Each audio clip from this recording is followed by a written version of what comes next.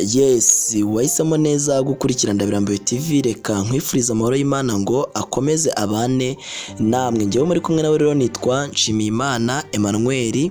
Tubayeho ku mugambi w'Imana, ntabwo tubayeho ku mugambi w'abantu. Nicyo kidutera ko tukiri aha uyu munsi. Niyo mpamvu mba nazindukiye muri studio kugira ngo by'umwihariko mbategurire inkuru nk'iyi ngiyi, inkuru zikomeje kugenda zivugwa umunsi ku wundi, cyane cyane ku bantu bakomeje kugenda bakurikira imbuga nkoranyambaga cyangwa se abantu basanzwe bumva amakuru.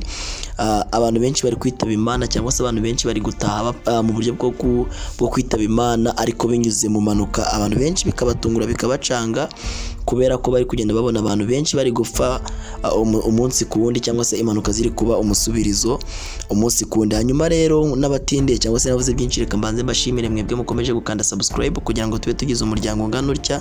Kuba tugize abantu bangana gutya hafi gusaga ibihumbi 10 no kubera mwebwe, kabiri no kubera Imana iba yabakoreyemo. Bivuze ngo Imana itabakoreyemo nimwashigikiye uyu muryango, ariko mfashe umwanya ngo mbanze nshimire umuntu wese wakanze subscribe, nkubwira ngo Imana yo mu ijuru iguhereza umugisha. N'abatindiye rero reka twinjire mu nkuru ngiye kubabwira. Hanyuma rero nk'uko mubibona ku gafoto, iyi ni impanuka y'imodoka yabereye mu kagari ka Ruhengeri. Ubwo ni mu murenge wa Muhoza nk'uko muhazi, cyangwa se abasanzwe batuye Musanze, ubwo ni mu kagari ni mu karere ka Musanze. Ni mu gitondo cyo kuri uyu wa 24 Gashyantare 2025. Ni imodoka cyangwa se ni ivatiri yari irimo abantu 5. Ubwo bivuze ngo yakoze impanuka, 2 barakomereka mu buryo bukomeye, abandi 3 bitaba Imana. Nk'uko ndi kubibabwira rero, 2 bakomeretse cyane mu buryo bukomeye, ariko 3 babashije kuba bahasiga ubuzima. Hanyuma rero iyi mpanuka y'imodoka y'ivatiri yari irimo abantu 5. Ni ukuvuga ngo yabereye mu muhanda nyine yerekeza ahantu bita Nyakinama, yavaga ahantu bita Musanze yerekeza ahantu bita Nyakinama. Niho iyi vatiri yasohokaga mu karere ka Musanze yerekeza ahantu bita Nyakinama. Abagabo 2 rero bari muri iyi modoka bahise bitaba Imana. Ubwo ni ukuvuga ngo bo imodoka igikora impanuka bo bahise bitaba Imana.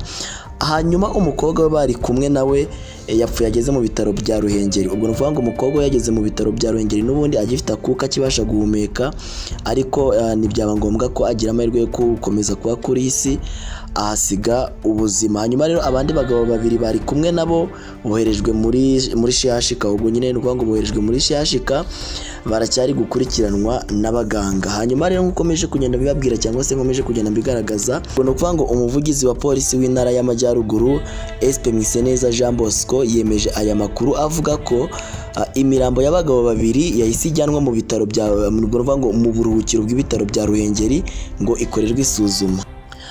SP Mwiseneza yagize ati imirambo y'abanyakwigendera yoherejwe mu bitaro bya Ruhengeri gukorerwa isuzuma, abakomeretse boherejwe kuvurirwa mu bitaro bya Ruhengeri.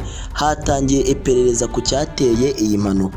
Hanyuma yagize ubutumwa agenera abantu basanzwe bakoresha umuhanda cyangwa se abatwara ibinyabiziga. Yagize ati ubutumwa duha abatwara ibinyabiziga ni ukwirinda umuvuduko urengeje uwagenewe, kwirinda uburangare igihe cyose utwaye ibinyabiziga, no kwirinda gutwara abanyoye ibisindisha. Yes, umuyobozi w'ibitaro bya Ruhengeri Dr Philibert Muhire we yavuze ko bari kuvura umugabo umwe, naho undi we yoherejwe i Kigali muri CHK.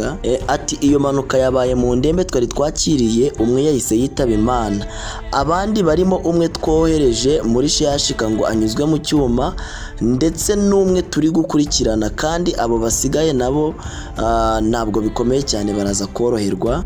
Hashize iminsi hirya no hino mu gihugu humvikana impanuka zihitana ubuzima bw'abantu.